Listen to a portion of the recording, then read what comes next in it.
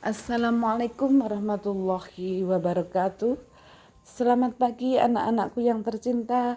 Selamat pagi pula ayah bunda yang terhormat. Bertemu kembali dengan saya Bu Listifa. Pada pagi hari ini Bulis akan menerangkan sistem pernapasan pada manusia. Materi ini dibuat dalam rangka pembelajaran secara daring pada masa pandemi COVID-19 Madrasah Ibtidaiyah Negeri 7 Nganjuk kelas 5 tema 2 subtema 1. Anak-anakku, untuk memulai pembelajaran di pagi hari ini, marilah kita berdoa dengan bacaan Ummul Quran supaya kita semua mendapatkan ilmu yang manfaat dan barokah. Al-Fatihah. Amin. Anak-anakku, untuk mengawali pembelajaran ini perlu boleh dijelaskan tentang bernafas. Bernafas adalah kegiatan menghirup oksigen dan mengeluarkan karbon dioksida.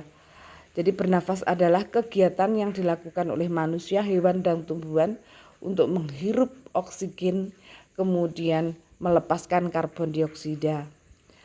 Kemudian organ pernafasan pada manusia terdiri dari hidung, paring, pangkal tenggorok, trakea atau batang tenggorok, bronkus, bronkulus, dan paru-paru atau alveolus.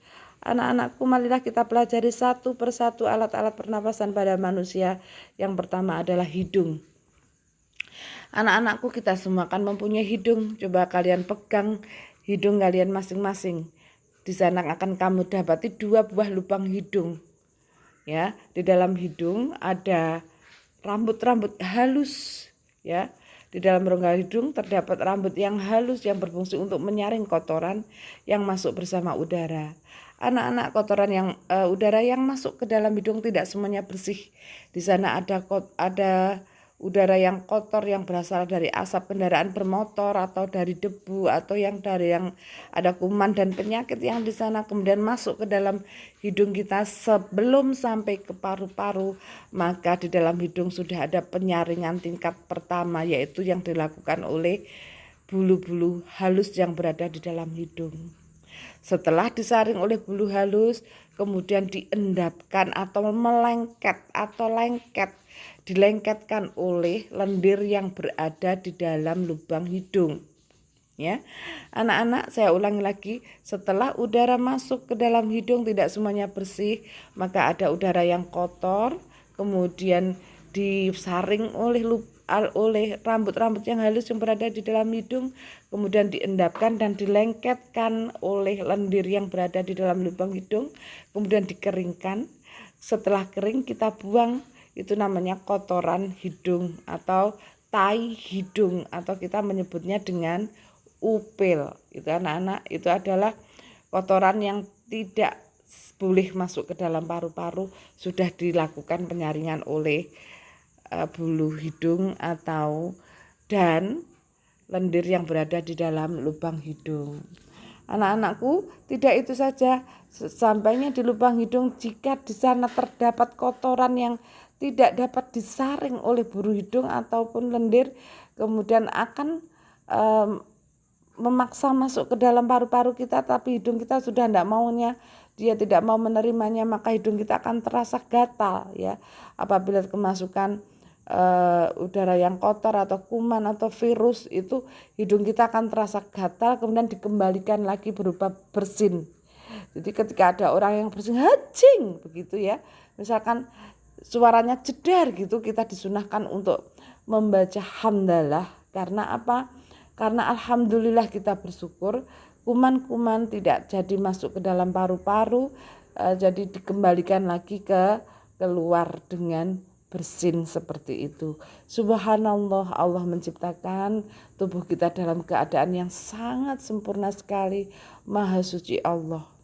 Kemudian yang kedua, faring. Faring yaitu persimpangan antara saluran pernafasan pada bagian tenggorokan dan saluran pencernaan pada bagian belakang atau kerongkongan yang berfungsi meneruskan udara masuk menuju pangkal tenggorokan. Anak-anakku, di dalam hidung dan mulut itu ada 2 persimpangan atau ada 2 lubang yang tempatnya sejajar, hampir sama atau berjajar, ya. Yang pertama yaitu lubang yang sebagai jalan pernafasan yang menuju ke kerongkongan yang berfungsi meneruskan udara masuk menuju tenggorokan. Kemudian yang lubang yang kedua, lubang yang menghubungkan ke saluran pencernaan pada bagian belakang. Jadi kalau kalian membuka mulut kalian, di sana ada 2 lubang, yang satu menghubungkan ke saluran cerna, yang satu menghubungkan ke saluran pernafasan. Ini anak-anak, jadi oleh Rasulullah disarankan kalau sedang makan kita tidak boleh bicara, karena kalau bicara itu katup yang menuju ke lubang pernafasan akan terbuka, sehingga ada nasi yang masuk ke dalam lubang pernafasan. Itu namanya tersedak. Jika tersedak, maka berbahaya, lubang pernapasan akan tertutup sehingga kita tidak bisa bernafas. Itu bisa fatal, akan dapat mengakibatkan kematian. Ya, jadi saya ulangi lagi, di dalam rongga hidung dengan rongga mulut itu ada 2 lubang yang sejajar. Yang satu fungsinya meneruskan udara ke saluran pernafasan, yang satu berfungsi meneruskan makanan ke saluran cerna. Itu berjajar. Ketika makan, saluran pernafasan tertutup, ketika bernafas, saluran cerna tertutup. Namun apabila kita makan dengan berbicara, maka saluran cerna dan saluran nafas akan sama-sama terbuka sehingga nasi bisa masuk ke saluran nafas, sehingga akan menyumbat alat pernafasan kita yang dinamakan tersedak atau sleleken. Ya, itu bisa mengakibatkan fatal, karena jika tersedak alat pernafasan kita akan tertutup dengan makanan dan kita tidak bisa bernafas. Anak-anak ya, oleh sebab itu aturi atau taati aturan oleh Rasulullah. Kalau makan kita dilarang bicara. Kalau makan kita tidak boleh dengan tidur, karena kalau tidur saluran nafas juga akan terbuka sehingga akan menimbulkan tersedak, gitu ya. Rasulullah sudah mengaturnya sebagaimana sekecil-kecil apapun sudah diatur oleh Rasulullah. Subhanallah, kita sebagai umatnya sangat bersyukur sekali. Kemudian alat pernapasan yang ketiga yaitu laring, pangkal tenggorokan. Laring atau pangkal tenggorokan terdapat pada bagian belakang faring. Laring terdiri atas 9 susunan tulang rawang berbentuk kotak. Laring berfungsi sebagai melekatnya selaput pita suara. Pada laring terdapat katup epiglotis yang otomatis tertutup saat menelan makanan dan tidak masuk ke saluran pernafasan. Sudah saya terangkan tadi, ya. Ada 2 lubang, yaitu lubang nafas dan lubang cerna. Jika bermakan kita tidak boleh bicara karena lubang nafas akan terbuka. Jika bernafas lubang cerna akan tertutup, maka udara tidak bisa masuk ke dalam lubang cerna dan sebaliknya. Kemudian ada penyakit di sana, laringitis, yaitu infeksi laring, terjadi apabila udara kotor terpaksa masuk. Gejala yang lebih parah menyebabkan pembekakan pita suara hingga suara serak. Nah ini, jika terjadi suara serak itu ternyata ada apa anak-anak? Ternyata ada infeksi di saluran laring yang disebut infeksi laring atau laringitis. Itu jika infeksi laringitis itu pita suara akan membengkak sehingga suara kita terjadi serak atau parau. Itu ada ya. Ada jenis penyakit di laring di sana. Kemudian kita lanjutkan yang keempat, batang tenggorokan atau trakea. Trakea terletak di depan kerongkongan, tersusun atas tulang-tulang berbentuk cincin. Dinding bagian dalam trakea dilapisi oleh jaringan epitel berambut bersilia yang berfungsi menahan dan mengeluarkan kotoran yang terbawa oleh udara agar tidak masuk ke paru-paru dan dikeluarkan melalui bersin. Nah, yang tadi saya terangkan. Jadi kalau ada kotoran yang terpaksa masuk lolos dari lubang hidung, kemudian di trakea ini akan dikeluarkan melalui bersin jeder begitu, dan kita disunahkan membaca hamdalah. Jadi tadi sudah saya terangkan. Kemudian yang kelima, bronkus dan bronkiolus. Ya, ini bronkus merupakan percabangan dari trakea, terdiri atas bronkus kiri dan bronkus kanan. Percabangan bronkus di paru-paru disebut bronkiolus, berfungsi untuk membawa udara masuk ke paru-paru kiri dan paru-paru kanan. Anak-anak, bronkus atau paru-paru itu bercabang dua yang namanya bronkus dan bronkiolus ya. Kemudian terdiri atas paru-paru kiri dan paru-paru kanan. Fungsinya udah membawa udara yang masuk ke paru-paru kiri dan udara yang masuk ke paru-paru kanan. Kemudian yang terakhir yaitu paru-paru. Paru-paru merupakan organ pernafasan yang terletak di dalam rongga dada dan terdiri atas dua bagian, yaitu paru-paru kanan terdiri atas 3 labius dan paru-paru kiri terdiri atas 2 labius.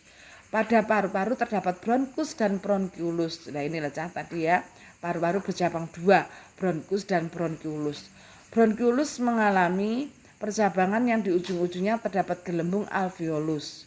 Alveolus adalah gelembung udara yang sangat kecil dan banyak berfungsi sebagai tempat pertukaran oksigen dan karbon dioksida. Jadi di dalam paru-paru itu ada bercabang dua, bronkus dan bronkiolus. Di sana ada alveolus, tempat pertukaran antara udara bersih dan udara kotor. Udara yang bersih berasal dari hidung, kemudian dari laring dan dari faring, trakea, bronkus, bronkiolus masuk ke paru-paru. Oksigennya kemudian diedarkan ke seluruh tubuh. Setelah diedarkan ke seluruh tubuh menjadi udara kotor, kemudian banyak mengandung sisa pembakaran yaitu karbon dioksida, dikeluarkan lagi melalui hidung.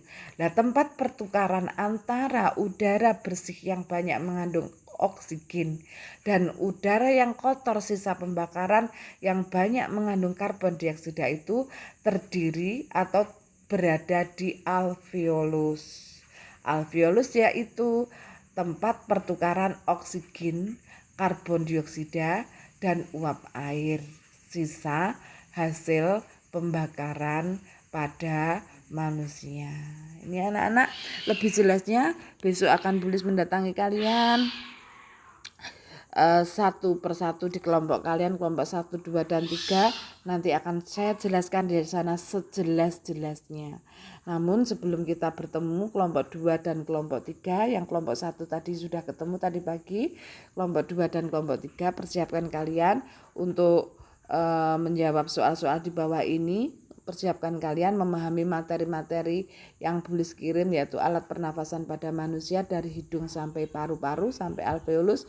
Ketika kita nanti bertemu, kita tinggal menjelaskan yang lebih gamblang, lebih jelasnya kalau kita dapat bertemu langsung melalui pertemuan kunjungan ya. Besok akan berada di kelompok 2, kelompoknya Mbak Yanti. Kita ketemu di sana, dan kelompok ketiga nanti di kelompoknya Mbak Tita, nanti kita juga ketemu di sana. Semoga Allah mempertemukan kita secepatnya di dalam ruang pembelajaran di dalam Mintuju Nganjuk dengan berakhirnya pandemi COVID-19. Anak-anakku tetap harus menjaga kesehatan, pakai masker jika keluar, dan tetap jaga jarak, menggunakan hand sanitizer, dan tetap mencuci tangan pakai sabun. Selamat belajar anak-anak, harus tetap produktif. Sampai ketemu kembali. Assalamualaikum warahmatullahi wabarakatuh.